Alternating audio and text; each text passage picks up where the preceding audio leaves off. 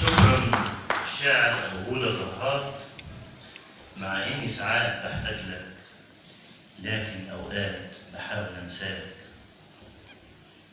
وألاقي القلب الخايف بينادي عليك، غير إني بقرا جوايا الضعف وبعشق فيك سحر عينيك، بعشق فيك سحر عينيك. مع الشاعرة والأديبة غادة درويش.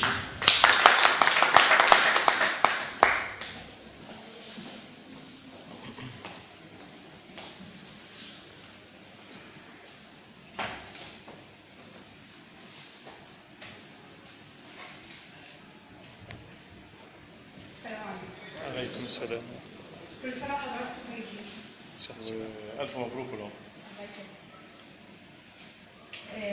قصيدتي بعنوان حضرة المحبوب، بما إن اليوم كله حب فهو حب برضه. صلى الله عليه وسلم. إني أتوب إلى الحبيب المصطفى، فحديثه نعم الدواء وكم شفى، ولطالما روحي رمت لمحمد ظمآنة ترجو اللواء المسعفة. يا رب هب لي من لدنك زيارة لرحاب بيتك كي أفوز وأشرفا، وزيارة لشفيعنا خير الورى أدمل بروضته الشريفة والصفا. طوبى لمن صلى بها متنعما، وجميعنا كم تاقها متلهفا.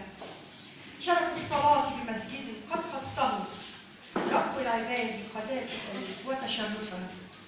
لبيك ربي جئت بابك ساعيا متذللا أبغي رضاك المنصفا.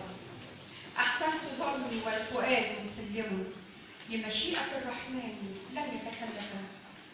وبحق جاه محمد يا ربنا اقبل دعائي خالصا متأسفا. هذه يدي ممدودة يا خالقي، كن لي بحق المصطفى متعطفا.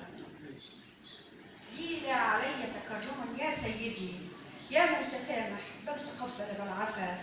فألم صوتي طار في جوف السماء، أرجوك كن لي في العطاء متلطفا. شكرا. طبعا بنبارك للشاعرة غادة درويش على أول إصدار لها سراديب النوى. مبروك يا أستاذة غادة، ودايما يا رب كده في خير. شكرا للشاعرة أختي الغالية غادة درويش، وألف مبروك إصدارها.